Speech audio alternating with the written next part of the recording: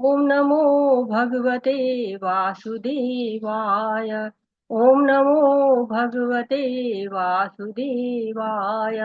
ओम नमो भगवते वासुदेवाय। ओम अज्ञानातिमिरान्धस्य ज्ञानञ्जनं शलाकया चक्षुरुन्मीलितं येन तस्मै श्रीगुरुवे नमः। श्रीचैतन्यमनोभीष्टं स्थापितं येन भूतले स्वयं रूप कदा मह्यं ददाति स्वपदान्तिकम्। वन्देऽहं श्रीगुरु श्रीयुतपदकमलं श्रीगुरून् वैष्णवांश्च श्रीरूपं साग्रजातं सहगण रघुनाथ अन्वितं तं सजीवं साद्वैतं सावधूतं परिजनसहितं कृष्ण चैतन्य देवं श्रीराधा कृष्ण पदान सहगण ललिता श्री विशाखा अन्विताश्च। हे कृष्ण करुणा सिंधु दीनबंधु जगतपते गोपेश गोपिका कांत राधा कांत नमस्तुते। तप्त कांचन गौरांगी राधे वृंदावनेश्वरी वृषभानुसुते देवी प्रणमामि हरिप्रिये। नमो विष्णुपादाय कृष्णपृष्ठाय भूतले श्रीमद् भक्तिवेदान्त स्वामिन् इति नामिने। नमस्ते सरस्वती देवे गौरवाणी प्रचारिणी निर्विशेषा शून्यवादी पाश्चात्यदेशतारिणी। जय श्री कृष्ण चैतन्य प्रभु नित्यानंद श्री अद्वैत गदाधर श्रीवासादि गौर भक्तवृंद। हरे कृष्णा कृष्ण कृष्णा हरे हरे हरे राम राम राम हरे हरे। हरे कृष्णा। सभी को शील प्रभुपाद जी के द्वारा शील प्रभुपाद जी की हरे कृष्णा सभी हरे को। कृष्ण माता हरे जी। कृष्ण जी, हरे हरे हरे कृष्ण। कृष्ण हरे हरे कृष्ण। कृष्णा माता जी। हरे कृष्णा। माता श्लोक माता जी श्लोक आप। बांटने का है ना माता जी? हाँ जी माता जी। पहले श्लोका आप लोग पाठ। बोलो, हैंड रेस कीजिए जो श्लोक रिसाइट करना चाहते हैं माता जी। हाँ शुरू ओनली हुई। श्लोक, ओनली श्लोका या दोनों? श्लोक पढ़िए माता जी। हरे कृष्ण। ओ, हरे कृष्ण। ओम नमो भगवते वासुदेवाय। ओम नमो भगवते वासुदेवाय। ओम नमो भगवते वासुदेवाय। ओम श्री परमात्मने नमः। श्रीमद् भगवद गीता अथ सप्तमोऽध्यायः। श्री भगवानुवाच मया सप्तमनः पार्थ योगं युञ्जन्मदाश्रयः असंशयं समग्रं मां यथा ज्ञास्यसि तच्छृणु। हरे कृष्ण जी। श्री भगवान ने कहा, हे पृथापुत्र, अब सुनो कि तुम किस तरह मेरी भावना से पूर्ण होकर और मन को मुझ में आसक्त करके योगाभ्यास करते हुए मुझे पूर्णतः संशय रहित जान सकते हो। हरे कृष्ण जी। हरे कृष्णा। तो हम सबसे पहले अपना जो सेशन शुरू करते हैं उसके पहले अपने आध्यात्मिक गुरु श्री प्रभुपाद जी को, साथ ही साथ श्री श्री राधा गोविंद मंदिर के अध्यक्ष नमो निष्ठा दास प्रभु जी को, जो कि इस कार्यक्रम के जनक भी हैं, उनको नमन करती हूँ। और साथ ही साथ अपने शिक्षा गुरुओं को, दीक्षा गुरुओं को, सबको नमन करती हूँ। और आप सभी भक्तों को पांचांग प्रणाम करती हूँ, अभिनंदन करती हूँ। तो कल हमने जो छठा अध्याय पढ़ा था उसमें हमने अष्टांग योग के बारे में पढ़ा था कि अष्टांग योग में आरुच्छ आरुरुच्छ अवस्था होती है, यानी कि शुरू की अवस्था होती है। अभी जो भक्त होता है वो शुरू करता है, साधना को शुरू करता है, और उससे लेके आरूढ़ स्तर तक, यानी आरूढ़ का मतलब होता है चढ़ जाना, जैसे कोई घोड़े पर एकदम से चढ़ जाता है, बैठ जाता है, वो अवस्था आरूढ़ अवस्था कहलाती है। तो प्रारंभिक अवस्था आरूढ़ अवस्था कहलाती है, और उन्नत अवस्था वो आरूढ़ अवस्था कहलाती है। और इसके नियम होते हैं, यम होता है, नियम होते हैं। यम मतलब क्या करना है, नहीं, ये जो है उनको बात किया जाता है कि ये वर्जित कार्य है। यम मतलब कि नहीं करो, वर्जित है ये। और नियम मीन्स होता है कि क्या करना है, ये नियम है। और साथ ही आसन होते हैं, शारीरिक व्यायाम जिससे शरीर मजबूत हो। प्राणायाम जिसमें कि सांसों पर अभ्यास किया जा सकता है। और प्रत्याहार, इंद्रिय, ये नियमन की बात हो रही, इंद्रिय से विषय जो होते हैं उनसे इंद्रियों को हटा लेना। धारणा यानी कि भगवान के रूप पर अपने मन को एकाग्र कर लेना। और ध्यान, भगवान का गहन ध्यान करना। और जब वो तल्लीनता ध्यान की बढ़ती चली जाती है तो वो समाधि की अवस्था आ जाती है। और इसके साथ साथ होता है इंद्रियों पे नियंत्रण कैसे हो। तो वो हमारा मन क्या है, हमारा मन तो बहुत ही ज्यादा विचलित होता है, यहाँ भागता है वहां भागता है, बिना, कहते हैं कि घोड़े के ही भागता रहता है, बिना किसी डॉक्यूमेंट के, बिना वीजा के, बिना किसी कहते हैं कि किसी टिकट के चलता रहता है, कहीं भी पहुंच जा सकता है। तो मन बहुत चंचल है, उसका नियमन बहुत आवश्यक है। और मन हमारा जब हमारे कंट्रोल में रहता है तो वो हमारा मित्र रहता है, जो कंट्रोल के बाहर हो जाता है, हमारी सुनता नहीं है तो वो हमारा शत्रु हो जाता है। फिर योगारूढ़ लोगों के लक्षण बताए गए कि उनका मन नियंत्रित होता है, वो आध्यात्म में स्थित होते हैं, इंद्रियों को जीत चुके होते हैं, कंकड़ पत्थर सब में समान दृष्टि रखते हैं, हर जीव में उसकी समान दृष्टि रहती है। और अंत में भक्ति का बहुत सुंदर सा श्लोक आता है, योगी नामों की सर्वेशाम मत गतेन अंतरात्मना श्रद्धावान भजते यो वा समय युक्त तमो मतः। कि जो योगी है, जितने योगी हैं तरह तरह के योग कर रहे हैं, उसमें से जो मेरे को परायण होता है, जो मेरी श्रद्धा से भक्ति करता है, वो मुझसे जुड़ जाता है। तो ये छठे अध्याय में हमने जाना था। अब हम सातवें अध्याय में जो है वो प्रवेश कर रहे हैं, जिसको कहते हैं भगवत ज्ञान, भगवान का ज्ञान। तो भगवान का ज्ञान प्राप्त कौन कर सकता है, जो सत्य में, सत्व में स्थिर हो, जो कि सतो गुण में है, सत्य विशुद्धम वसुदेव शब्दितम। जो सत्व रहता है वो वसुदेव के शब्दों को सुन पाता है, समझ पाता है। तो पहले से जो तीसरा श्लोक है, पहले श्लोक से लेकर तीसरे श्लोक तक भगवान कृष्ण के बारे में महिमा करता है, उनके ज्ञान की क्या महिमा है उसके बारे में बताते हैं। चौथे से लेकर 12वें श्लोक तक भगवान कृष्ण की शक्तियां क्या क्या है उनके बारे में बात होती है। और 13वें श्लोक से लेकर 19वें श्लोक तक भगवान कृष्ण की शरणागति कौन प्राप्त करता है और कौन है जो नहीं प्राप्त करता है। और साथ साथ 20 से 25 तक के श्लोक बताते हैं देवताओं की पूजा के बारे में और निर्विशेषवाद के बारे में। और 26 से 30 श्लोक हमको माया के जो भ्रम से निकाल कर कृष्ण की भक्ति की ओर ले जाते हैं। तो बड़ा सुंदर ये श्लोक है, जो कि कहता है कि मैया सक्त मना पार्थ, मुझ में आसक्त हो, मैया आसक्त, मुझ में आसक्त हो जाइए आप। और योगम युजन आश्रय, किसका आश्रय लेना है, भगवान का आश्रय लेना है। मत आश्रय, मत आश्रय, आश्रय हम कैसे लेंगे, जो चेतना हमारी होती है वो हमारी आश्रय ले, भगवान के आश्रय में आ जाए। और कहते हैं कि ये समग्रम असंशयम समग्रम माँ, कोई संशय नहीं रह जाता है, यथा ज्ञा शशि तच्छुणु, और तुम मुझे पूरी तरह से जान सकते हो। सुनो मेरे बारे में, सुनो, भगवान कह रहे सुनो, अब सुनो तुम। तो श्रवण का महत्व तो यहाँ आ जाता है, जो कहते हैं ना कि अ, हाँ, सुन के मुझे जो है आप जान सकते हो। तो हम सोचते हैं कि सुन के ही क्यों, प्रहलाद महाराज ने तो हमें 9 विधियां बताई हैं हमको, कि हाँ उसमें श्रवण को सबसे पहले महत्व दिया है। 9 विधियों से हम सेवा कर सकते हैं, लेकिन जो श्रवणम है वो सबसे वो कहते हैं कि पहला है। तो भगवान बता रहे हैं इसको क्या, कि श्रवण करो मुझे, श्रवण का महत्व है। तो इसमें ज्ञान भी बताएंगे भगवान ना, कि कौन भगवान ज्ञान देने वाले हैं, कौन कौन से ज्ञान देने वाले हैं। जब हम भगवान के आश्रय हो जाते हैं, भगवान का शरण ग्रहण कर लेते हैं, तब हमें भगवान देते हैं। और भगवान उसी के लिए कह रहे हैं कि सुनो मुझे, तब मैं तुमको दूंगा वो ज्ञान, जो कि जिसके द्वारा जिसके द्वारा वो ज्ञान प्राप्त करके तुम मुझे संशय रहित होकर जान सकते हो, संशय आपका समाप्त हो जाएगा।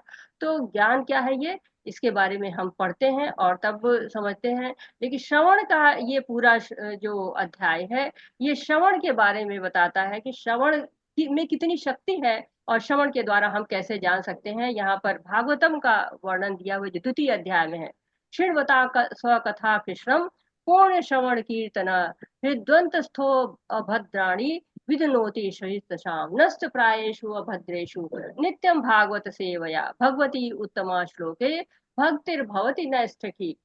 तो भगवती उत्तम तदा रजस्तमो भावा कामलोभद्यश्च ये चेत एतरे नाविद्यम स्थितम सत्वे प्रसीदति एवं प्रसन्न मनसो भगवद भक्ति योगता भगवत तत्व विज्ञानम मुक्त संगस्य जायते। तो भगवान की कथा श्रृणवता स्व कथा, भगवान की कथा करो, पूर्ण श्रवण कीर्तन कृष्ण का होना चाहिए।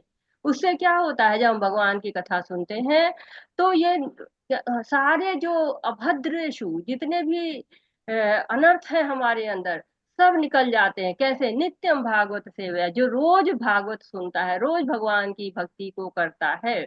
भगवती उत्तमा श्लोक है, सबसे उत्तम श्लोक है। भक्ति तो हमारी जो भक्ति है वो निष्ठा बन जाती है, एकदम पक्की हो जाती है, सारे अनर्थ समाप्त होने लगते हैं। एवं प्रसन्न मनसो भगवत भक्ति योगिता। तो जो उसके दिखाया है कि जो प्रसन्न मन सो हो जाता है, जो इसको प्राप्त कर लेता है, जो भगवान के सत्व प्रसिद्धति सतोगुण मिल जाता है प्रसाद के रूप में, तब हरे कृष्ण, रजोगुण समाप्त हो जाता है, तमोगुण समाप्त हो जाता है। और हरे कृष्णा, प्लीज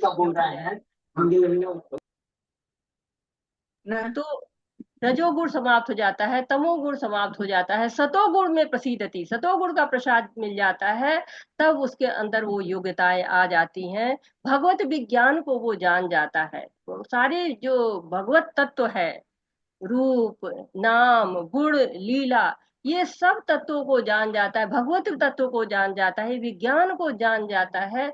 तो ज्ञान भी जान जाता है, विज्ञान भी जान जाता है और मुक्त हो जाता है। तो ये बहुत सुंदर सा जो है वो ये श्लोक आया है भागवतम का। और प्रभुपाद जी जब जा रहे थे अमेरिका, तो रास्ते में जब वो जहाज पे होते हैं तो इस श्लोक को वो बहुत मन से पढ़ते हैं, लिखते हैं। और प्रभुपाद जी जहाँ कहीं भी जाते थे, अगर उनके पास कोई टॉपिक नहीं है, जैसे होता है ना कहीं कहीं अटंडम बोलना पड़ता है विदाउट टॉपिक, तो वो इस श्लोक को बहुत समझाते थे। तो ये प्रचार प्रसार में बहुत यूज होता है ये श्लोक। और इसको कहते हैं ना कि आदमी के अंदर तीन तरह की वृत्तियां होती हैं। एक होती है कि एक्सप्लॉयटेशन की वृत्ति होती है, कि शोषण करता है, जो शोषण करता है वो कर्म योगी होता है, स्थूल तत्व का सूक्ष्म तत्व पर को वो भोगना चाहता है, भोग करता है। और दूसरे तरह के लोग होते हैं जो ज्ञानी होते हैं, कैलकुलेशन करते हैं कि दुखों से दूर रहने के लिए क्या क्या करेंगे, आनंद रहने के लिए क्या क्या करेंगे, कैसे आनंद मिलेगा, कैसे दुख दूर होंगे, ये गणना करना करता रहता है। और तीसरे होते हैं इंगेजमेंट, लिप्त रहते हैं। तो कृष्ण कहते हैं कि ना शोषण की जरूरत है, ना गणना की जरूरत है, क्या करना है, आनंद लेना है, दुखों से दूर रहना है, भगवान की सेवा में व्यस्त रह के। तो बहुत सुंदर विश्लेषण है। और ये जो चैप्टर्स है, 1 से 6 चैप्टर कर्म योग का था, और 13 से लेकर 18 तक का जो चैप्टर है वो आपका ज्ञान योग का होगा। बीच में भक्ति योग है, जो कहते हैं ना कि 2 बिस्किट्स होते हैं और 2 बिस्किट्स के बीच में क्रीम होता है, तो वो क्रीम क्या कहलाता है, वो क्रीम ये अध्याय है।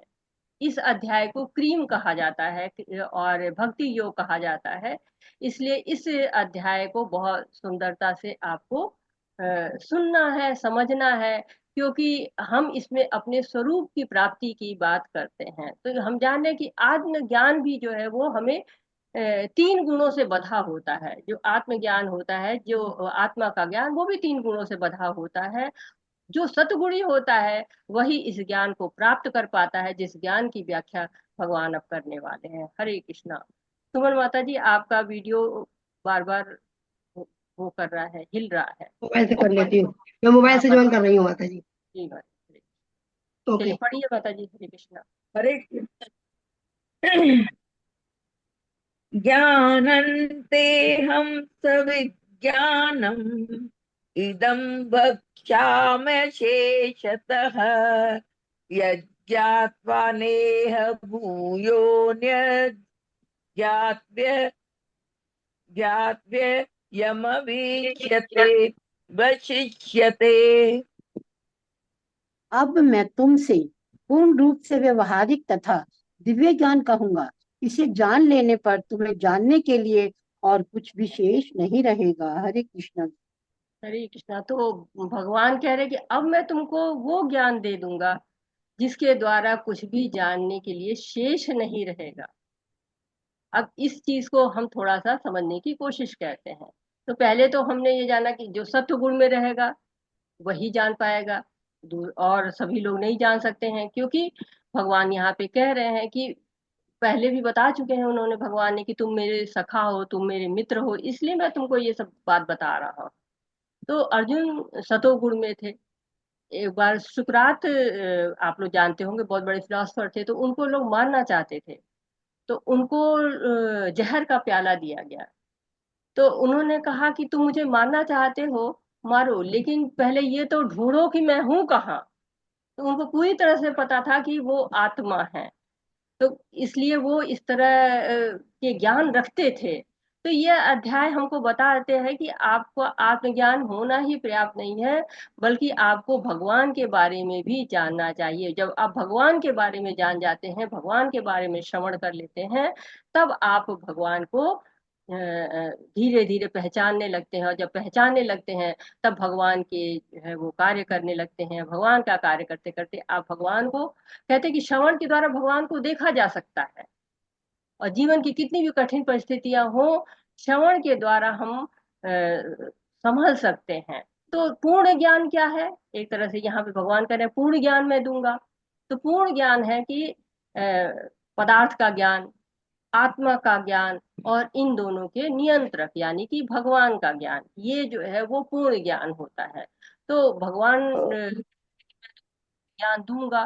पूर्ण ज्ञान में एक तरह से कहते हैं कि सिद्धांत होता है। दो तरह के ज्ञान होते हैं, एक सिद्धांत फिनोमिनल ज्ञान होता है, और दूसरा दिव्य ज्ञान स्पिरिचुअल ज्ञान होता है। तो फिनोमिनल जो ज्ञान होता है, जो सिद्धांत होता है, ज्ञान का मतलब सिद्धांत होता है एक तरह से। तो साइंस के अनुसार सिद्धांत है, परंतु नॉमिनल जो होता है, उसके बीच में जो होता है, उसको हम नहीं जान पाते। आदमी पूरा बता, जैसे कि कोई बता रहा है कि हाँ ये बर्फी है, किसी ने हमको बर्फी रखी सामने, बताया ये बर्फी है, ये खोए से बनी है, ये चीनी इसमें पड़ी हुई है। तो ये हम टेस्ट करते हैं, हमको पता चल जाता है, वो बता देते हैं, हमको पता चल जाता है कि ये इसमें चीनी भी है और इसमें खोया भी है। तो लेकिन अब अगर पूछा जाए उससे खाने के बाद कि हाँ भाई अब आपने बता दिया, तो ये, लेकिन चीनी कितनी मात्रा में है, एक बर्फी में चीनी कितनी पड़ी, वो ये हो सकता है कि एक बता दे कि 1 किलो में इतनी चीनी डाली थी, लेकिन एक बर्फी में कितनी चीनी है वो एग्जैक्ट नहीं बता सकते हैं। वो कैसे समझ सकते हैं? हम अपने से समझ सकते हैं। जैसे कि कोई कंप्यूटर है, उसमें कोई चित्र है, तो वो बता देगा कि इसमें इतने रंग हैं, ये इसमें इतने परसेंट है। पर ये नहीं बता सकता है वो कि पिक कैसी है, अच्छी है या बुरी है, वो नहीं बता सकता है। तो वैसे ज्ञान और विज्ञान क्या है कि हम ये जाने कि बादल बनता है, वर्षा होती है, पर क्यों, इसका उत्तर नहीं। तो दोनों आवश्यक है जानना। भगवान कहते मैं तुमको वह ज्ञान दूंगा। बिल्कुल भगवान बिल्कुल स्पष्ट बता रहे हैं कि आपको वो ज्ञान मिलने वाला है जो आपको उस अंदर जो इफ बट छिपा होता है वो भी पता चल जाएगा, और शेष कुछ भी नहीं बचेगा। ऐसा नहीं कि कोई चीज रह जाएगी। तो भगवान कहते हैं कि मैं तुमको पदार्थ का, आत्मा का और उसके नियंता तीनों का ज्ञान दूंगा। तो जैसे कोई चॉकलेट है, उसको हम आंखों से देखते हैं, परंतु बिना खाए हम नहीं जान सकते हैं ना, उसी तरह बिना भक्ति किए हम भगवान को समग्र पूर्ण रूप से, जितना पूरा है, अशेषता, जितना कुछ भी नहीं बचे, वो नहीं जान सकते हैं। तो इसलिए कहा गया कि पूरा ज्ञान दूंगा। तो किसी भी शास्त्र में या किसी किताब में ये नहीं लिखा कि मैं तुमको सारा ज्ञान दूंगा। कोई गुरु भी ये नहीं कहता मैंने तुमको सारा ज्ञान दे दिया जितना आता था। परंतु भगवत गीता बताती है आपको कि सारा जो है वो भगवत गीता में भगवान कह रहे मैं तुमको सब ज्ञान दे दूंगा, कुछ भी शेष नहीं रखूंगा। तो ये भक्ति के द्वारा ही इस तरह की जो है वो बात जानी जा सकती है। हरे कृष्णा। हरे मनुष्याणां सहस्रेषु कच्चित् यतति सिद्धये यततामपि सिद्धानां कश्चिन् मां वेत्ति तत्त्वतः। हरे कृष्ण। कई हजार मनुष्यों में से कोई एक सिद्धि के लिए प्रयत्नशील होता है और इस तरह सिद्धि प्राप्त करने वालों में से बिरला ही कोई एक मुझे वास्तव में जान पाता है। हरे कृष्ण। हरे कृष्णा। तो क्या कह रहे हैं कि बिरला ही कोई मुझे जान पाता है। कृष्ण को जानना है कैसे? तत्वतः जानना है। भागवतम में भी ऐसा ही एक श्लोक आता है, मुक्ता नाम अभी सिद्धा नाम। तो जैसे हम हिमालय पे गए तो छोटी छोटी पहाड़ियां हमको पार करनी पड़ती है, जब एवरेस्ट पे पहुंच जाए तो वही पहाड़ियां बहुत चोटी पत्थर जैसी लगने लगती। वैसे ही जब हम भक्ति में पूर्णता प्राप्त करने लगते हैं तो अन्य मार्ग छोटे छोटे लगने लगते हैं। लोग पूर्णता के पीछे भागते हैं, पागल रहते हैं। परफेक्ट वाइफ चाहिए, परफेक्ट हस्बैंड चाहिए, परफेक्ट घर चाहिए, हर चीज परफेक्ट चाहिए, लेकिन परफेक्ट होगा नहीं। क्यों? क्योंकि परफेक्ट हो ही नहीं सकता है। भगवान के अलावा कोई भी परफेक्ट है ही नहीं है। तो हम गुड एनफ से काम चला सकते हैं कि हाँ अच्छे हैं, बढ़िया है, इससे हम काम चला सकते हैं। तो इतना टेंशन नहीं लेना है। हमको भगवान से मिलना है जो पूर्ण है, जिनसे मिलके ही पूर्ण दिखा जा सकता है। पूर्ण तो हुआ नहीं जाता, दिखा जा सकता है। तो कहते बिना भक्ति के जो हम कोई कार्य करता है तो वो उत्पात ही कहलाती है। इसीलिए भक्तों का संग करके यहाँ पे कहा गया है। रूप गोस्वामी अपनी कृति भक्ति रसामृत सिंधु में लिखते हैं, श्रुति स्मृति पुराण आदि पंचरात्रि विधि बिना एकांत की हरि भक्ति उत्पात एव कल्पते। हम जब तक श्रुति स्मृति पुराण से पंचरात्रि की विधियों का पालन नहीं करते हैं, तब तक जो हम भक्ति करते रहते हैं, यानी शास्त्रों के अनुसार अगर हम कार्य नहीं करते हैं, तो केवल समाज में अव्यवस्था ही फैलती है। और भगवान ने कहा है कि कुंठित इंद्रियों से कृष्ण के तत्व को नहीं समझा जा सकता है, किंतु भक्तों द्वारा की गई अपनी दिव्य सेवा से प्रसन्न होकर वे भक्तों को आत्म तत्व प्रकाशित करते हैं। खुद ही सेवान को ही जीवा दो स्वयं में स्मृत। जब सेवा करते हैं तो जीवा को अपने आप स्फुरित हो जाती है, जो भगवान का नाम है अपने आप आने लगता है। ये जो कुंठित इंद्रियां हैं उनसे हम भगवान का नाम नहीं ले सकते हैं। हरे कृष्णा। हरे कृष्ण। भूमिरापो नलो वायु खं मन्नो बुद्धिरेव च अहंकार इति यं मे भिन्ना प्रकृतिरष्टधा। पृथ्वी, जल, अग्नि, वायु, आकाश, मन, बुद्धि तथा अहंकार, ये 8 प्रकार से विभक्त मेरी भिन्न अपरा प्रकृतियां हैं। हरे कृष्ण। हरे कृष्णा। तो दूसरे श्लोक में भगवान ने कहा था कि ज्ञानम तेह सविज्ञान इदम वच्छामि अशेषता। मैं तुमको प्रत्यक्ष और दिव्य ज्ञान दूंगा। उसके अनुसार अब भगवान बताना शुरू कर रहे हैं उस प्रत्यक्ष ज्ञान को और दिव्य ज्ञान को। तो लोग कहते हैं ना कि अर्जुन के मन में भी आ रहा है कि लोग कहते हैं भगवान को दिखाओ। कृष्ण तो सब समझते हैं, वो समझ जाते, कहते लो देखो इस तरह से 4 से 12 श्लोक के अनुसार मैं अपने आप को दिखा रहा हूँ। कैसे? पृथ्वी जल वायु आकाश और अग्नि ये पंच तत्व महाभूत हैं, और मन बुद्धि अहंकार ये मिला के सब क्या है? अपरा शक्ति है, भगवान की एक शक्ति है। तो भगवान की ये शक्ति जो है बहुत ही सुंदर है। इनसे ही 8 चीजों से मिलकर शरीर भी बना है। अब भूमि है, भूमि को पांचों इंद्रियां अनुभव कर सकती हैं, ऐसा तत्व है। जल क्या है? इसमें सुगंध नहीं होती है। अग्नि में स्वाद नहीं होता है, स्वाद लेने जाएंगे जीभ जल जाएगी। वायु से हम देख नहीं सकते हैं, सूंघ सकते हैं, चख सकते हैं, अनुभव कर सकते हैं, लेकिन हम देख नहीं सकते हैं। आकाश को विज्ञान कहता है खाली है, लेकिन जो वैदिक शास्त्र है वो कहते हैं नहीं, उसमें भी शक्ति है। तो सब चीजें हैं जो विज्ञान भी नहीं जान पाया है भगवान की, लेकिन ये शक्तियां हैं। और ये पंच महाभूत और ये मन बुद्धि अहंकार, कहीं पर ये अपरा प्रकृति कही जाती है, कहीं बहिरंगा शक्ति कही जाती है। तो कहते हैं क्षिति जल पावक गगन समीरा पंच तत्व मिली बन्हे शरीरा। तो ये शरीर हमारा जो है इन्हीं पंच तत्वों से मिलकर बना हुआ है। हरे कृष्ण। हरे कृष्ण। अपरे अपरेयमित स्वन्याम प्रकृतिम विद्धि में पराम जीवभूतां महाबाहो ये धारयते जगत। हे महाबाहु अर्जुन, इनके अतिरिक्त मेरी एक अन्य पराशक्ति है जो उन जीवों से युक्त है जो इस भौतिक अपरा प्रकृति के साधनों का विदोहन कर रहे हैं। हरे कृष्ण माता जी, धन्यवाद। हरे हरे कृष्णा माता जी। तो भगवान अब पराशक्ति के बारे में बता रहे, श्रेष्ठ शक्ति है जीवात्मा। जब ये भौतिक प्रकृति के संपर्क में आती है, उसका दोहन करना चाहती है। किस रूप में करती है? कि वो भौतिक प्रकृति को लेकर तरह तरह की कलाकृति का निर्माण करती रहती है, जिसमें सबसे पहला क्या है? शरीर। जिस तरह का शरीर चाहिए सुख भोगने के लिए, उसका निर्माण करती है। प्रयोगशाला है उसकी, गर्भ। जैसा शरीर बनने की इच्छा करते हैं, भगवान उसको वैसी प्रयोगशाला दे देते हैं। कहते कामना दायित्रेणा जंतु जीवो प्रपद्यते। तो भगवान ही रचयिता है, भगवान ही पालनहार है, भगवान ही प्रलय करता है। सब जगह भगवान ही विद्यमान है। अपनी अपराशक्ति और पराशक्ति से वो सारे जगत में विद्यमान है। हरे कृष्ण।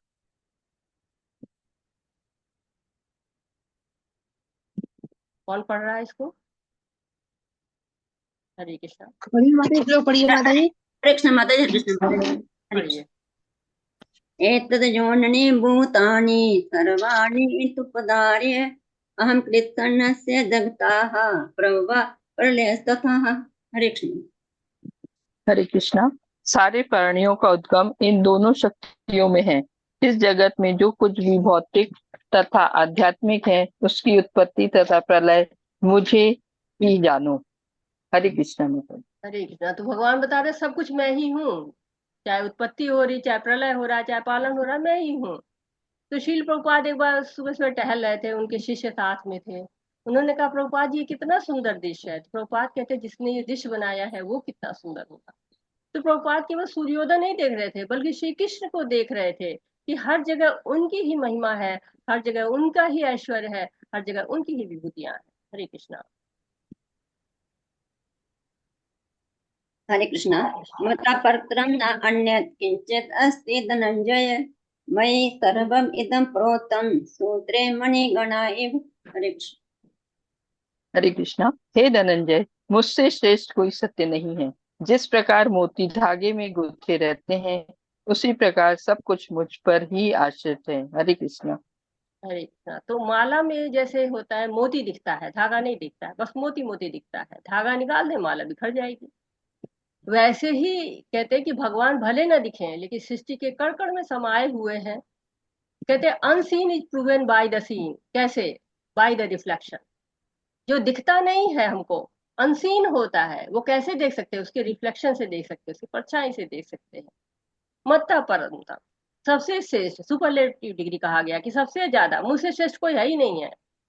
भौतिक आंखों से हम आध्यात्मिक भगवान को नहीं देख सकते हैं, उनकी बनाई सृष्टि को देख सकते हैं ना। तो हम उसे रिफ्लेक्शन से जान सकते हैं, उनकी सृष्टि को देख के हम जान सकते हैं कि सबसे श्रेष्ठ वही है, क्योंकि उनकी रिफ्लेक्शन इतना सुंदर है। जो ये भौतिक जगत कितना सुंदर है। और जैसे होता है ना कि बच्चा स्कूल गया, अब स्कूल से आया, बाहर गाड़ी खड़ी हुई है, जान जाता है पिता आ गए हैं, घर में हैं। पिता को तो उसने देखा नहीं, केवल गाड़ी देखी और गाड़ी से समझ गया। क्यों? क्योंकि गाड़ी पिता की है। वैसे ये सृष्टि किसकी है? भगवान की है। भगवान भले न दिख रहे हो, लेकिन भगवान है तो हर जगह। रसम अहो उत्कौन्तेय प्रवास्मि शशि सूर्यो प्रणवा सर्वेदेषु शब्दाख्ये पौरुषं नृषु। हरे कृष्ण। हरे कृष्ण। हे कुंती पुत्र, मैं जल का स्वाद हूँ, सूर्य तथा चंद्रमा का प्रकाश हूँ, वैदिक मंत्रों में ओंकार हूँ, आकाश में ध्वनि हूँ तथा मनुष्य में सामर्थ्य हूँ। हरे कृष्ण। हरे कृष्ण। भगवान बता रहे हैं कि कहाँ कहाँ देख सकते हैं आप उनको। तो भगवान सर्वव्यापक है। तो कुछ भी जो इस जगत में हो रहा है, उस सब में तो परमात्मा ही है। और भगवान को देखना है तो क्या देखना है? उनको ज्ञान में देखिए, क्योंकि ज्ञान उनका बिखरा पड़ा है, उनकी क्षमताएं बिखरी पड़ी हैं। इंद्रियां देखिए हमें मिली हुई हैं, इसमें कितनी क्षमताएं हैं। नाक में सूंघने की क्षमता है, कान को सुनने की क्षमता है, त्वचा को स्पर्श करने की क्षमता है। तो बहुत लोग को प्रश्न होता है कि भगवान को दिखाइए। तो आसपास नजर डालिए, भगवान ही है। जिधर देखता हूँ उधर तू ही तू है। जल पी रहे हैं, उसमें स्वाद आ रहा है। तो स्वाद कहाँ से आ रहा है? भगवान से आ रहा है। क्योंकि विज्ञान तो कह देता है कि कहीं पाए जो है जल स्वादहीन होता है, रंगहीन गंधहीन होता है। लेकिन प्यासे से पूछिए ना, जल में अमृत का स्वाद उसको आता है। पानी न मिले तो परेशान हो जाएगा। इतने सारे जो है पेय पदार्थ बने हुए हैं, लाखों के करीब होंगे, पता नहीं करोड़ों भी हो सकते हैं, लेकिन जो जल है उसका अभी तक कोई भी अल्टरनेट नहीं निकल पाया है। जल से अच्छा कुछ भी नहीं है। और पानी आपको स्वाद देखिए, आप महसूस किया होगा, किसी दूसरी जगह जाइए नए स्वाद का पानी मिलता है। कहते हैं कोस कोस पर बाणी बदले, दो कोस पर पानी। तो हमेशा पानी के, आप पानी का रंग भी देखिए, आप बद्रीनाथ में जो है गंगा धारा जो है देखिए, या फिर हरिद्वार में धारा को देखिए, ऋषिकेश में देखिए, हर जगह धारा का रंग एक नहीं रहेगा, अलग अलग रहेगा। ऐसे स्वाद भी अलग अलग रहता है। ऐसे सूर्य है, सूर्य क्या करता है, पूरे ब्रह्मांड को प्रकाश देता है। ओंकार आध्यात्मिक ध्वनि है, सारे जो मंत्र है वो ओम से आरंभ होते हैं, ओम नमो भगवते वासुदेवाय, ओम अज्ञानातिमिरान्धस्य। तो आकाश में ध्वनि के रूप में है भगवान, मनुष्य में सामर्थ्य के रूप में है भगवान। तो किसी ने प्रभुपाद से कहा कि भगवान को दिखाओ, तो प्रभुपाद ने क्या किया, तुम में भगवान को देखने की क्षमता है? हम अंधे को सूरज दिखा भी दे तो क्या फायदा होगा।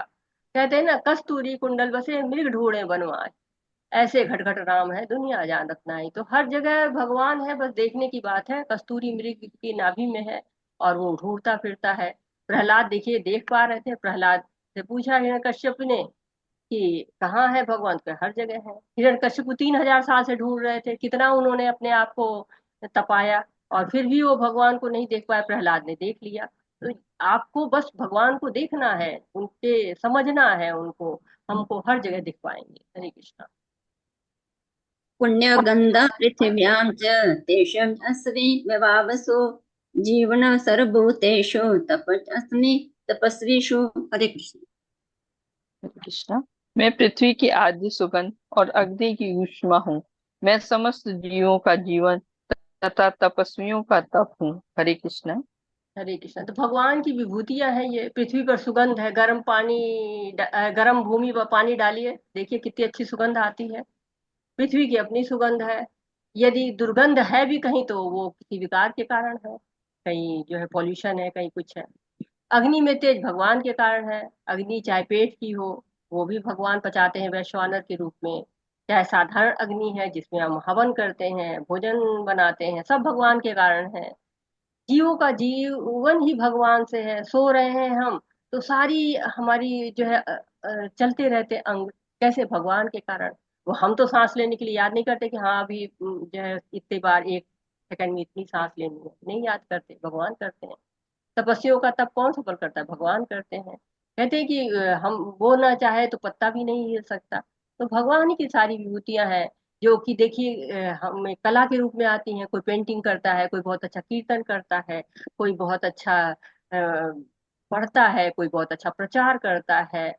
फूलों में भी देखिए हर तरह के फूल है, सुगंध आती है, धूप गर्मी सब सहन करने की शक्ति आती है। सब कहाँ से आती है, भगवान से आती है। हरे कृष्णा। बीजम सर्वभूतानां विद्धि पार्थ सनातनम् बुद्धिर्बुद्धिमतामस्मि तेजस्तेजस्वीनाम् अहम्। हरे कृष्ण। धन्यवाद। हरे कृष्णा। हे प्रथा पुत्र, यह जान लो कि मैं ही समस्त जीवों का आदि बीज हूँ, बुद्धिमानों की बुद्धि तथा समस्त तेजस्वी पुरुषों का तेज हूँ। हरे कृष्णा माता जी। धन्यवाद। हरे, धन्यवाद माता जी। तो भगवान जो है वो कह रहे हैं कि मैं ही सब कुछ हूँ। बीजम माँ सर्वभूताना, सारे जो जीव हैं उनके बीज प्रदाता पिता कौन है, भगवान श्री कृष्ण है। तो भगवान के सब बच्चे हैं, जितने भी दिख रहे हैं सब भगवान के जीव है, चाहे छोटे बड़े सब जीव भगवान के हैं। और देखिए किसी के पास बहुत बुद्धि है ये, और किसी के पास नहीं है। अगर वो भगवान को नहीं जानता तो उसकी बुद्धि नहीं कही जाएगी। तो ऐसे लोग क्या होते हैं, अभक्त होते हैं, भगवान को जानना ही नहीं चाहते हैं। हिरण्यकश्यपु ने बहुत बुद्धि लगाई, वरदान मांगा, मगर उसकी बुद्धि एक नहीं चली भगवान के आगे। तो बहुत उनकी कहानी है कि कितना जो है अकल लगाई उन्होंने कि इस समय नहीं मरेंगे, इस समय नहीं मरेंगे। सब लोग, आप लोग हिरण्यकश्यप की कहानी जानते हैं। लेकिन भगवान ने क्या किया, उनकी सारी बुद्धि को एक सेकंड के अंदर जो है गायब कर दिया। कहते गति भरता प्रभु साक्षी, निवास शरण सुहृद, प्रभव प्रलय स्थानम निधानम बीजम अव्ययम। तो भगवान कहते हैं कि मैं ही जो है वो पालना करता हूँ, मैं ही सृष्टि रचता हूँ, सबका मैं आश्रय हूँ, सबका मैं आधार हूँ, सबका मैं अविनाशी बीज हूँ। इसलिए हम सब क्या है, हम सब एक उसी परम पिता की संतान है। हरे कृष्ण। हरे कृष्णा। प्रभुपाद जी की जय। बलम बलवंता चाहम काम राग विवर्जितम धर्मा विरुद्धो भूतेषु कामयस्ति भरत शरण। हरे कृष्णा। कोई पढ़ नहीं रहा है? मैं बलवानों का कामनाओं का तथा इच्छा से रहित बल हूँ। हे भारत श्रेष्ठ अर्जुन, मैं वह काम हूँ जो धर्म के विरुद्ध नहीं है। हरे कृष्णा माता जी। हरे कृष्ण। तो बल और घमंड एक साथ साथ आ जाता है। बल आता है तो ये करूं वो करूं, उनको नीचा दिखाऊं उनको नीचा दिखाऊं, घमंड आता जाता है। या फिर मैंने वो किया मैंने वो किया, मैंने ही सब किया। परंतु भक्त होता है क्या कहता है, बल का सही प्रयोग करता है। जैसे अर्जुन है, वो युद्ध ऐसे नहीं कर रहे हैं कि नहीं नहीं बस मेरे पास गांडीव है, मेरे पास बहुत अच्छे अच्छे अस्त्र है, मैं लड़ूंगा। नहीं, सोच समझ रहा है, भगवान उसको ज्ञान दे रहे हैं। हनुमान जी भगवान राम की लीला में भगवान का सहयोग किया, उन्होंने राम सेतु बनाया। तो रावण है वो भगवान की शक्ति पर नहीं जो है जान रहा था, इसलिए वो भगवान को नहीं मान रहा था, वो स्वयं को बलशाली मान रहा था। तो बल भगवान का स्वरूप होता है, काम रागा बलन, न कोई आसक्ति हो, न जो है वो इच्छा हो, वो बल में। ऐसा नहीं कि काम और राग से, आसक्ति से युक्त, इच्छा से युक्त बल नहीं हो, जो कि इनसे दूर हो, वो बल में। धर्म संगत काम है जो शास्त्रों में बताया गया है, जिसके आधार पर संतानोत्पत्ति किया जाए और अच्छे जो संस्कारवान पुत्र को जन्म दिया जाए जो भक्त बने आगे। हरे कृष्णा। ये चैव सात्विका भावा राजसास्तमश्चाच्च मत्त एवति तान् विशुद्धि नातहं तेषु ते मयि।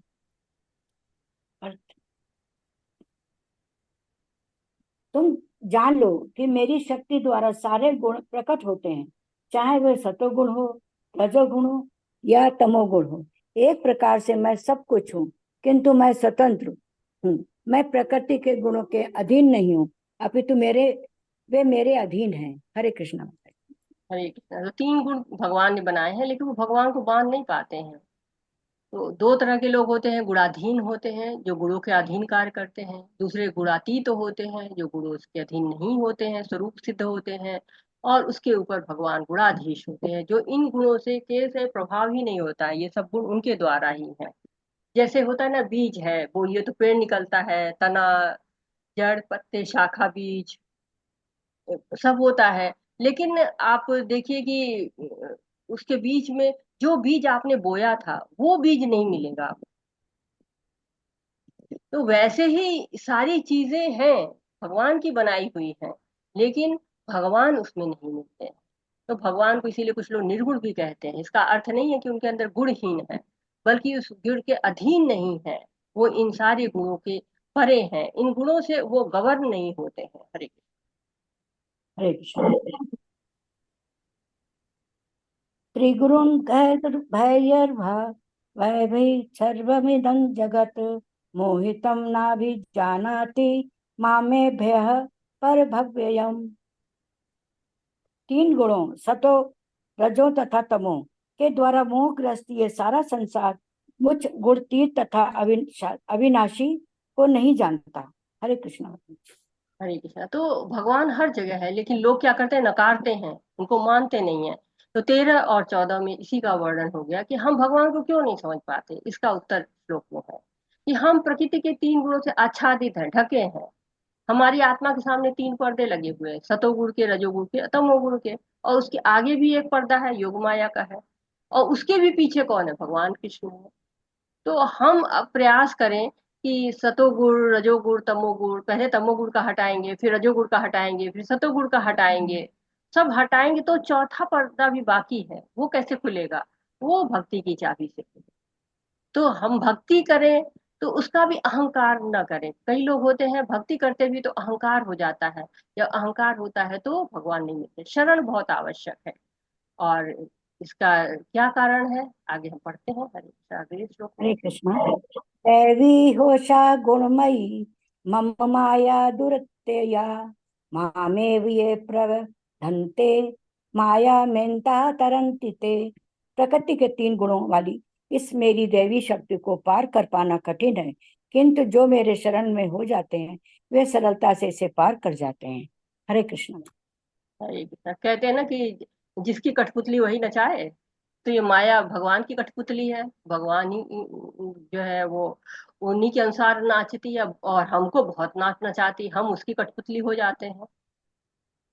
हमारे पास चॉइस है कि हम हो या ना हो, लेकिन हम हो जाते हैं। कहते हैं ना, माया महा ठगिनी हम जानी, तो ठगिनी की तरह रास्ते में बैठी रहती है, और जरा सा हमने उसके ऊपर जो है निगाह डाली, वो हमको ठग लेती है। तो जैसे नारद जी है, नारद जी तो जो है क्या थे, देवर्षि। और उसके बाद भी उनको लगा कि नहीं, मैं तो माया को देख नहीं पाया, ये माया होती कैसी है, मुझको भी चाहिए देखना। भगवान से कहते हैं कि भगवान मुझको भी अपने माया शक्ति से परिचय करा दीजिए। भगवान कहते चलो, चल देते हैं। रास्ते में रेगिस्तान आता है, भगवान कहते थोड़ा पानी लाइए नारद। नारद मुनि चल दिए, वहां झोपड़ी थी, पास में कुआं था। और उन्होंने दरवाजा खटखटाया, एक स्त्री निकली। नारद ने कहा पानी चाहिए, रस्सी चाहिए, बाल्टी चाहिए। तो स्त्री ने बड़ी सेवा की, अब भक्त आए हुए हैं दरवाजे पर, बड़ी सेवा की। नारद ने कहा वर मांगो। स्त्री ने कहा मुझसे विवाह कर लीजिए। अब नारद जी माया में फंसे। अब विवाह हो गया, संतान हुई, संतानों की भी संतान हुई। एक दिन बाढ़ आई, सब बह रहा है। नारद जी रो रहे हैं, बहते बहते पेड़ से अटक गए। पेड़ पर बैठे थे भगवान, बोले एक गिलास पानी मिलेगा। तब नारद जी को होश आता है, नतमस्तक हो गए, हाथ जोड़ लिया, भगवान आपकी माया बहुत शक्तिशाली है। तो माया दो कार्य करती है। कहते हैं कि पहले वो ज्ञान को ढक लेती है, और दूसरे हमको भ्रम में रखती है, भ्रमित करती है। माँ माया दुराते है, बहुत कठिन है इससे पार पाना। तो भगवान बड़ा सुंदर ज्ञान दे रहे हैं। अब भगवान की माया है, जैसे कुत्ता होता है ना, उसका स्वामी का कहना मानता है, दूसरा कहे तो फिर वो काटने को दौड़ता है। तो इसी तरह माया जो है वो भगवान की है, भगवान के आगे बिल्कुल चुपचाप शांति से रहती है, और बाकी जीव को तो बिल्कुल पकड़ लेती है। भागवतम में भी कहा गया है, माया मया जनो मुह्यति वेदनाथ। तो जीव माया शक्ति से मोहित हो जाता है, और इसके कारण क्या होता है, वो आत्म स्वरूप को नहीं पहचान पाता है। हरे कृष्णा। नामा दुष्कृतनो मूढ़ा प्रपद्यन्ते नराधमा माययापह ज्ञाना आसुरम भावमाश्रिताः।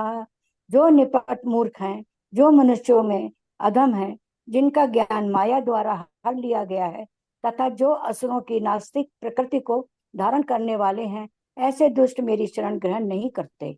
हरे कृष्णा माता जी, धन्यवाद। हरे कृष्णा। धन्यवाद। तो उनका वर्णन है, दुष्कृतों कहा गया है, दूषित कर्म करने वाले, जिनकी कृति क्या है, दूषित है। तो वो भगवान की शरण ग्रहण नहीं करते हैं। इसमें बताया गया मूढ़ हैं वो लोग, मूर्ख हैं लोग।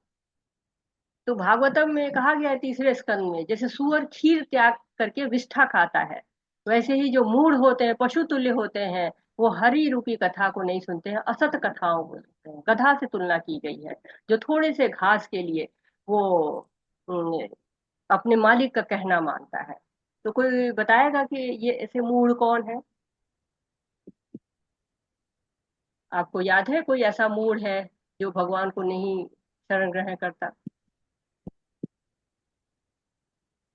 कुंभकर्ण। नराधम दूसरे लोग हैं कि नरों में अधम है।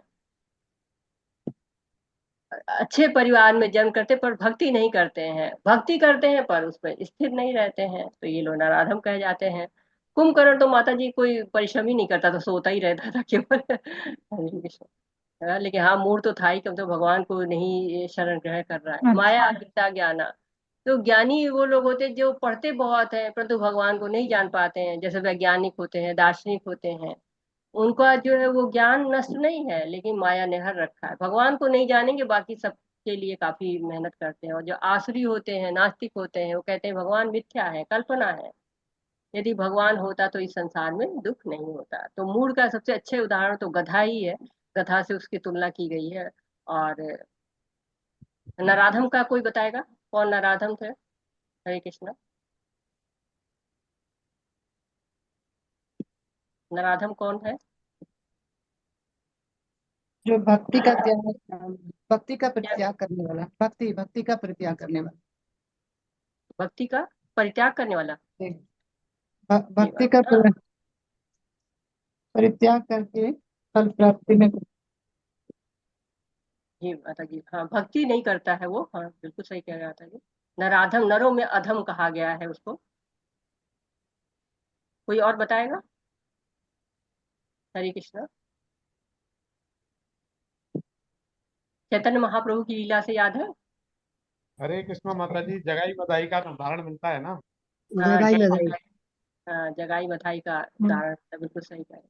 जो अपने ही नियम बना लेते हैं, भगवान को मानते ही नहीं है, शास्त्रों को मानते ही नहीं है, वो नराधम। हरे कृष्णा, मैंने जितना हरे जाना गलती हुई। तो और इसके विपरीत में अब माता 16वें। जी राजनीतिक वगैरह मा, भी ऐसे होते हैं माता जी, राजनीतिक माता जो जी वगैरह। असुरी प्रकृति का नहीं होगा क्या? असुरी प्रकृति बताइए, कौन असुर कौन था?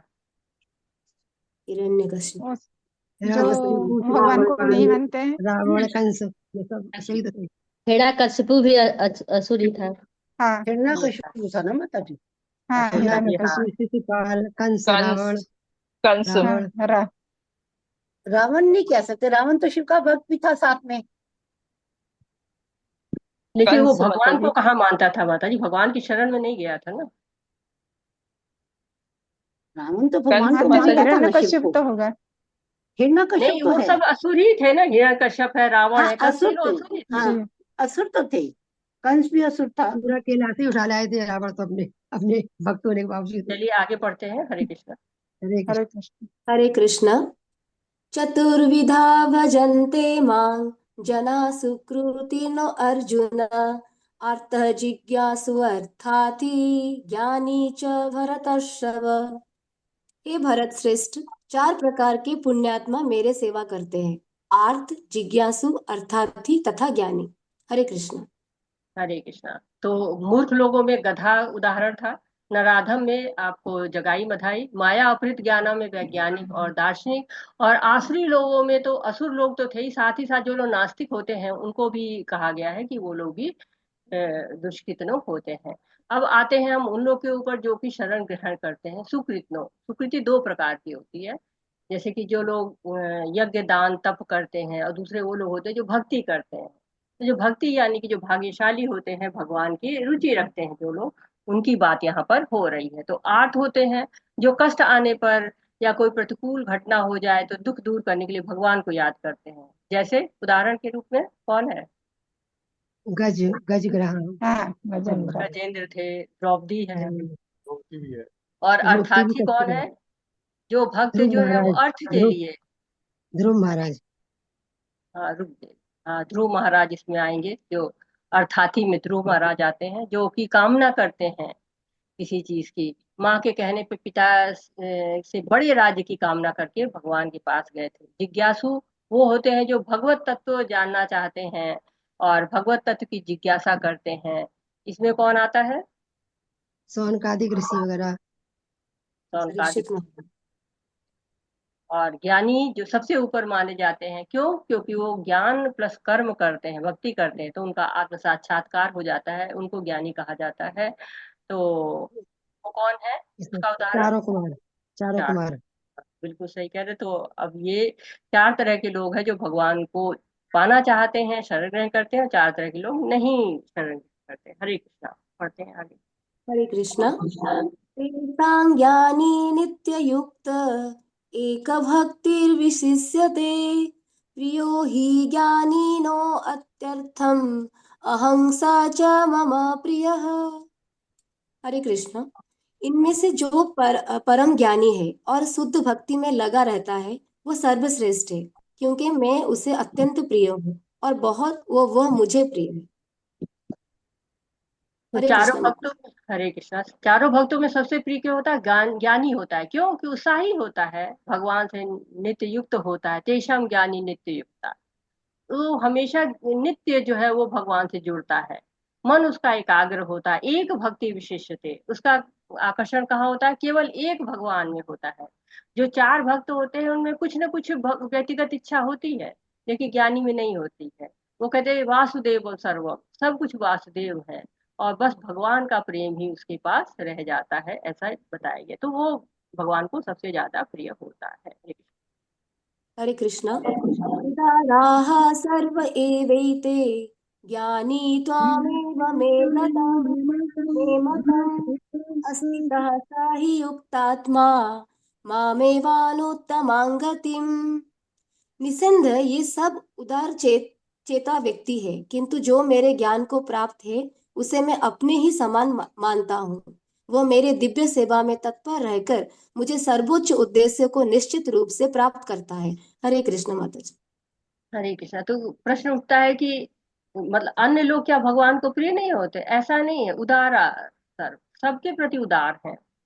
तो कहते कि जो लोग भी आते हैं मेरे पास, भगवान सबके प्रति उदार रहते हैं।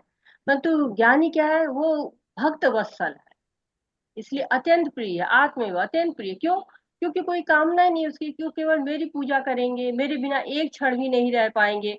तो ऐसे लोगों को भगवान जो है बहुत प्रिय कहते हैं कि निसंदेह वे सब उदार चेतता व्यक्ति हैं। वो लोग उदार चेतता है, सबके लिए वो उदार रहते हैं, ऐसा भगवान ने बताया है। और श्रीमद् भागवतम में भी उसका कथन आया हुआ है। एक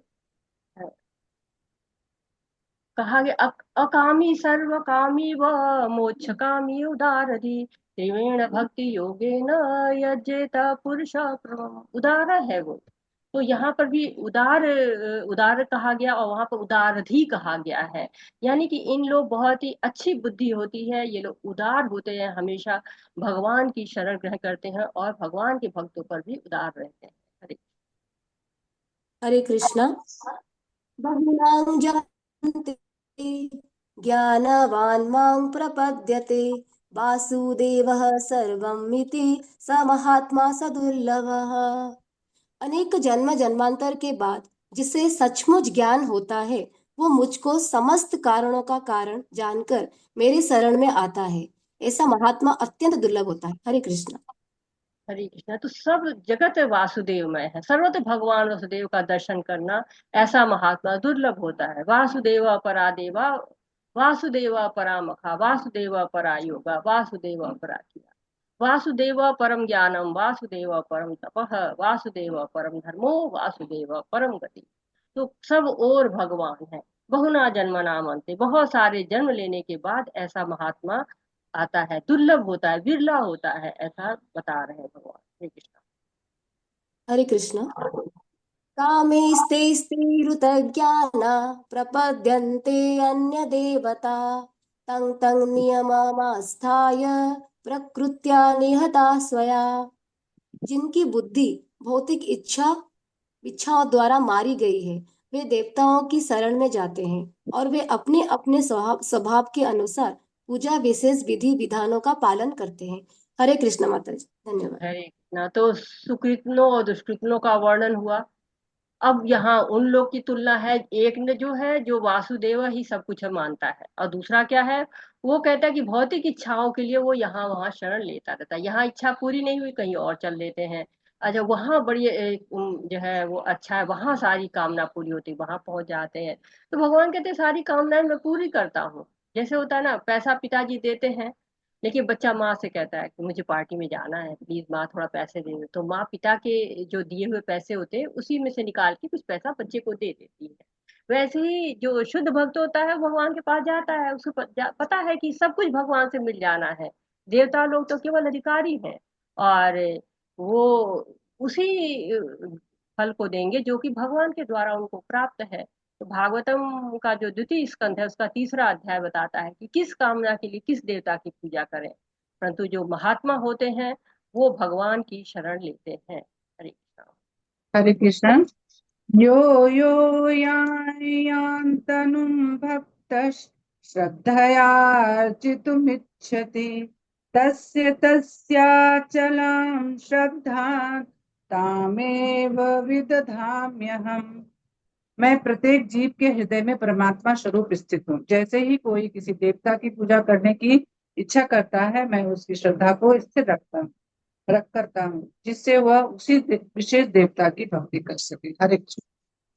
तो भगवान कहते हैं कि जिस भी देवता की पूजा करिए, मेरे ही विभूति स्वरूप है, मैं ही उस देवता में श्रद्धा उत्पन्न करता हूँ। तो लोग कहते हैं ऐसा क्यों? क्योंकि भगवान जीव को सुविधा देते हैं, भगवान अपने वचन पे दृढ़ है, उन्होंने जीव को सुच स्वतंत्रता दी है, उसका पालन करते हैं। तो ऐसे लोग कृष्ण के प्रति आकर्षण नहीं रखते, उनको देवता पूजा न करने दी जाए तो क्या करेंगे, किसकी पूजा करेंगे?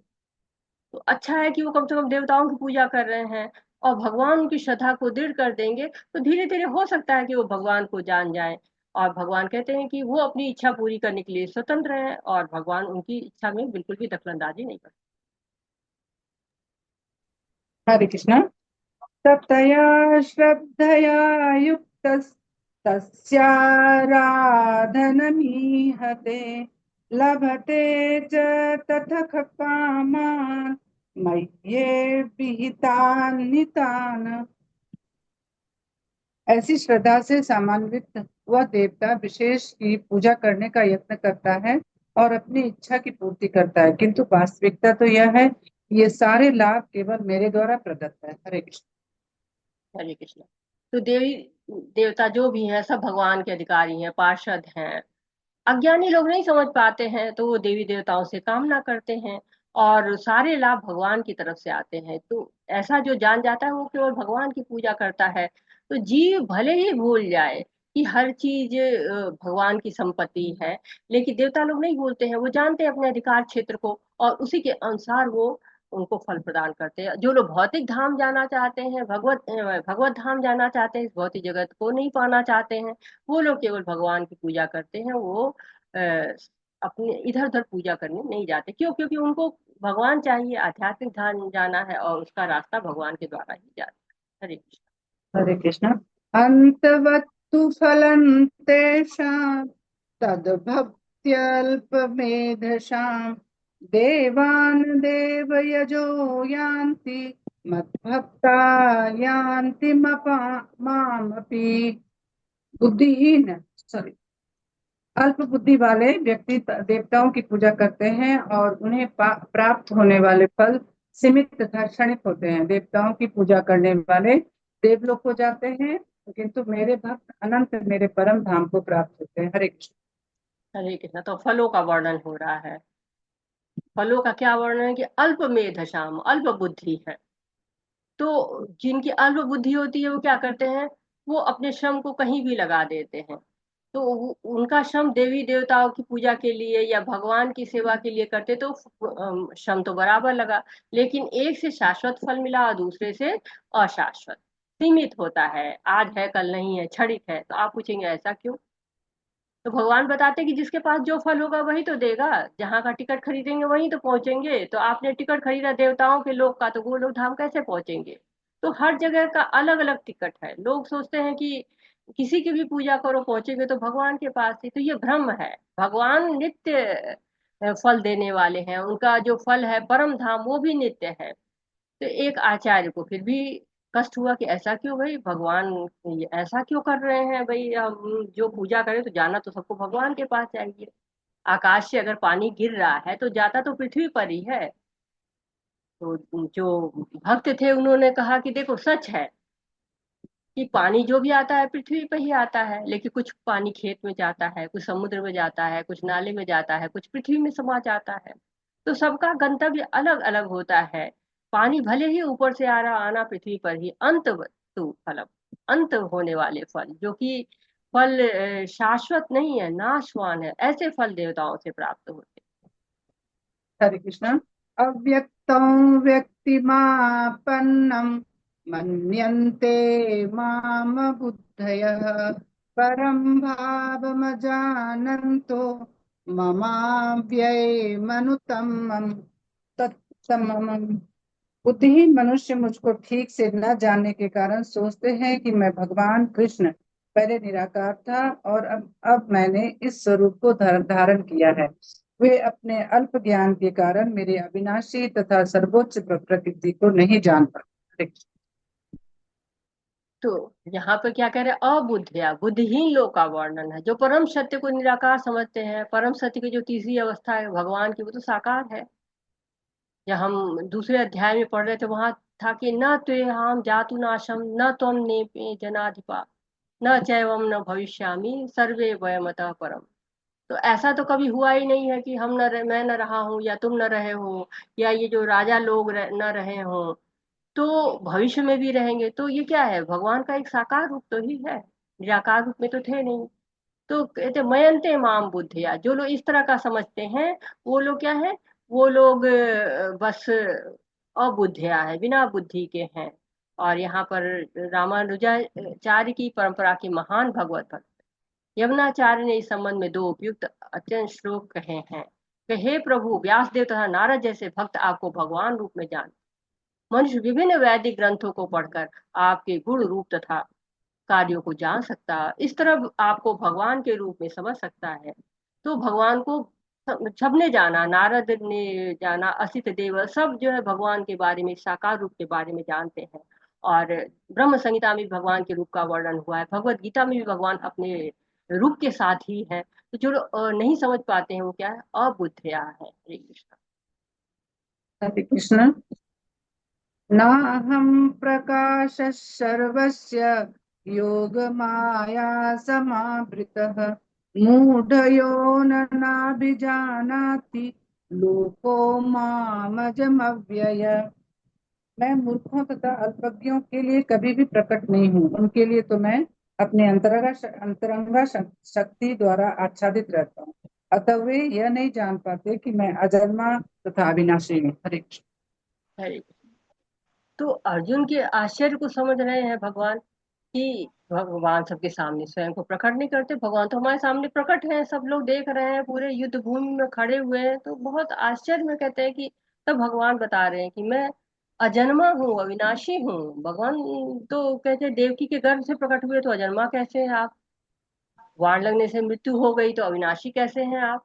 तो भगवान स्पष्ट कर रहे हैं कि मैं प्रकट और अप्रकट होता हूँ, मैं जन्म और मृत्यु को नहीं प्राप्त करता हूँ। जैसे सूर्य है, उगता है और अस्त होता है, परंतु वो हमेशा रहता है, दिखाई नहीं देता है। वैसे ही भगवान जो है वो, उनकी लीलाएं हैं, वो लीला के समय पर दिखते हैं लेकिन बाकी समय पर जो है नहीं दिखते हैं। तो सूर्य हमेशा रहता है, पर जो सुमेरु पर्वत के आवरण के कारण वो हमेशा नहीं दिखता है।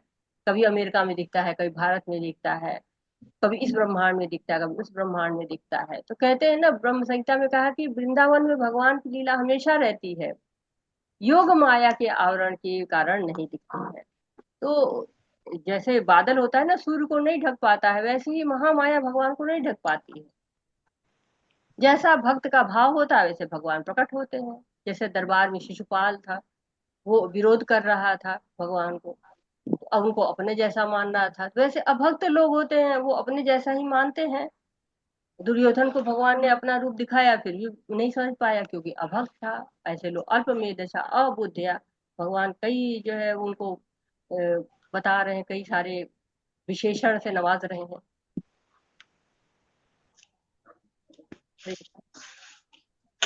हरे कृष्णा। माता जी पढ़ो। हाँ पढ़िए। वेदाहं संतीतानि वर्तमानानि च अर्जुन भविष्याणि च भूतानि मां तु वेद न कश्चन। हे अर्जुन, श्री भगवान होने के नाते मैं जो कुछ भूतकाल में घटित हो चुका है, जो वर्तमान में घटित हो रहा है और जो आगे होने वाला है, वह सब कुछ जानता हूँ। मैं समस्त जीवों को भी जानता हूँ, किंतु मुझे कोई नहीं जानता। हरे कृष्णा।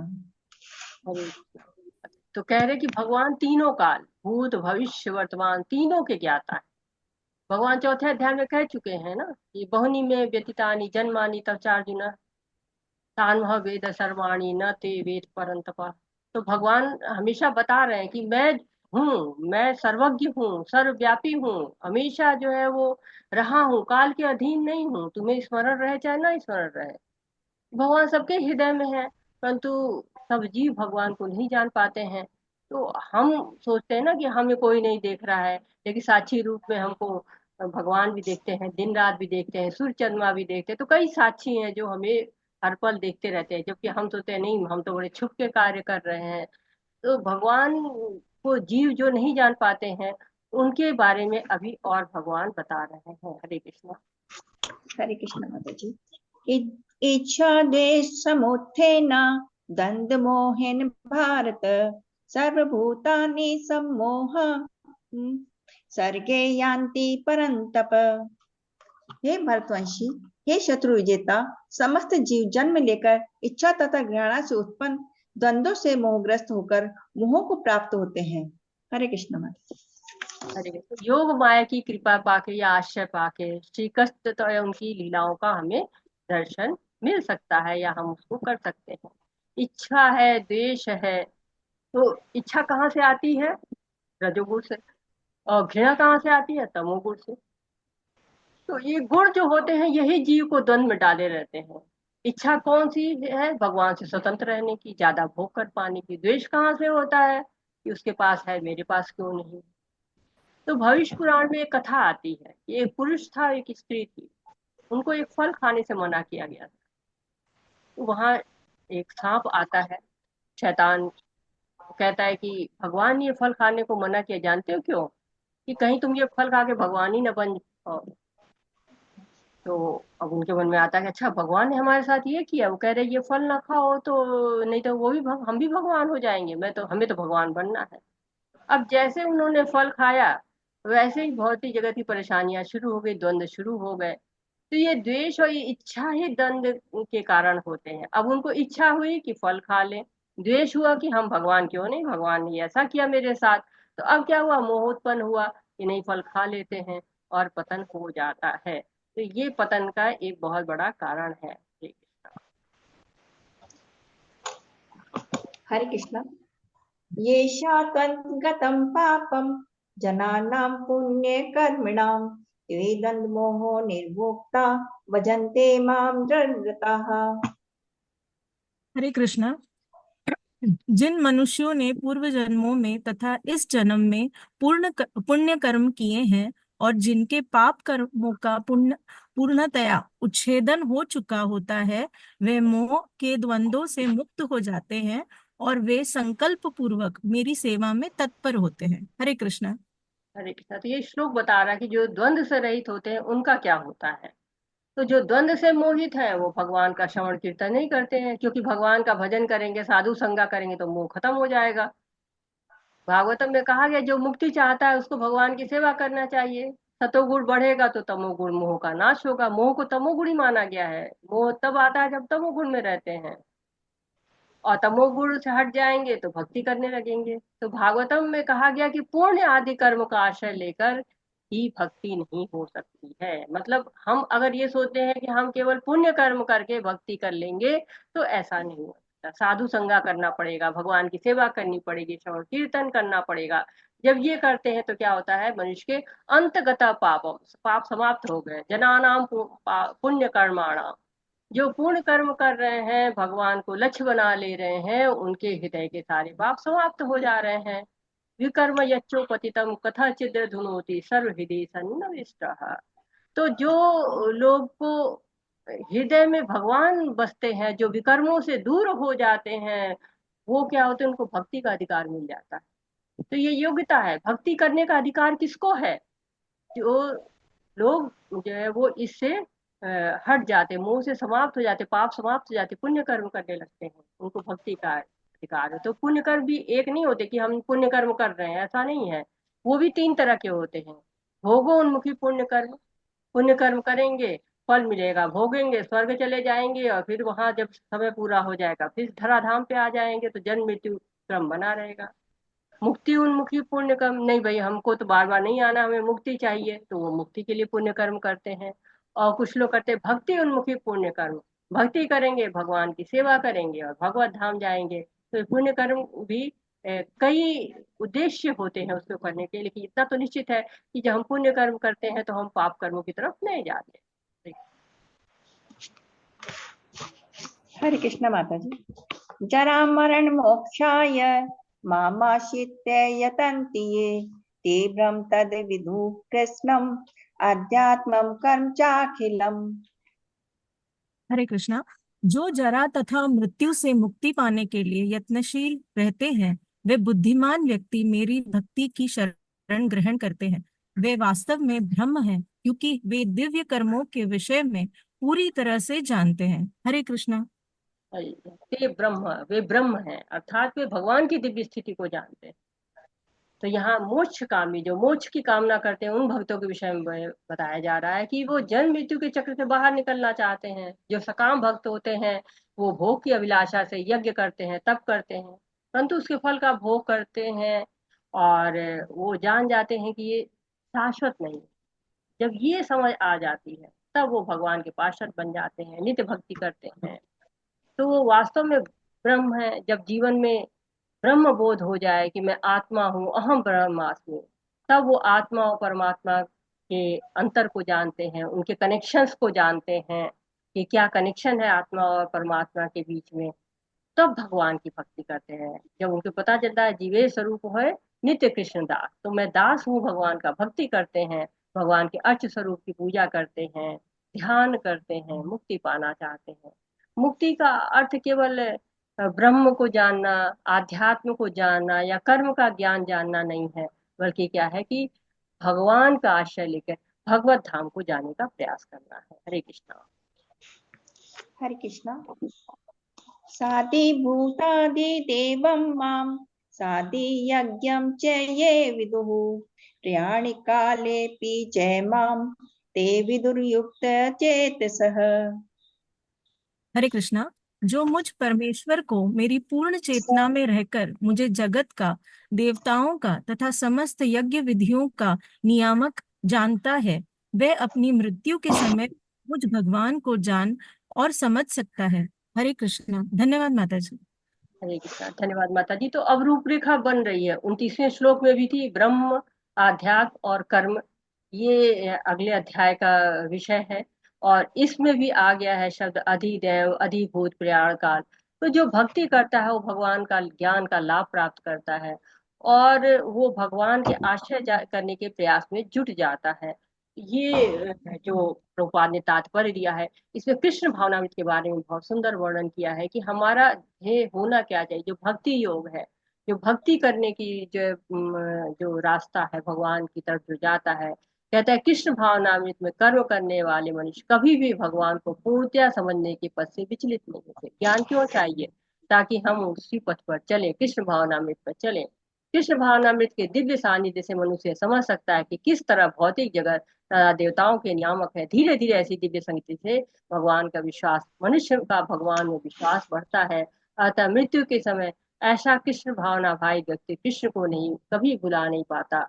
अतएव वह सहज ही वो भगवत धाम गोलोक वृंदावन को प्राप्त होता है। तो एक 7वां अध्याय प्रभुपाद कह रहे हैं कि ऐसा अध्याय है जो ये बताता है कि आप पूर्णतः कृष्ण भावना भावित इस विधि से हो सकते हैं, भक्ति योग से हो सकते हैं। क्योंकि हमको भगवान ने कर्म योग, सकाम कर्म, निष्काम कर्म और साथ ही साथ ज्ञान योग, अष्टांग योग सबका वर्णन करते करते हुए अब भक्ति तक, भक्ति योग पर जो है हम आ गए हैं। और इस प्रकार भगवत गीता के 7वें अध्याय भगवत ज्ञान का भक्ति वेदांत तात्पर्य पूर्ण हुआ। वाछाकल्पतरुभ्यश्च कृपा सिन्धुभ्य एव च पतितानां पावनेभ्यो वैष्णवेभ्यो नमो नमः। अनंत कोटि वैष्णव वृंद की जय। शीला प्रभुपाद जय। हरे कृष्णा कृष्ण हरे कृष्ण कृष्ण हरे कृष्ण हरे हरे हरे राम हरे हरे राम राम हरे राम राम हरे राम हरे हरे हरे कृष्णा। हरे सभी हरे को हरे कृष्ण कृष्णा, सभी हरे का कृष्ण बहुत बहुत हरे धन्यवाद। कृष्ण हरे और कृष्ण आपका माता कोई जी। हरे प्रश्न कृष्ण है? माता जी। हरे कृष्ण कोटि कोटि धन्यवाद माता जी को। हरे हरे कृष्ण माता कृष्ण। जी। हरे हरे कृष्ण कृष्णा। माता अगर जी। आपका कोई हरे कृष्ण प्रश्न माता अगर जी। भाव है तो आप हरे कृष्ण माता जी, दंडवत प्रणाम। हरे कृष्ण।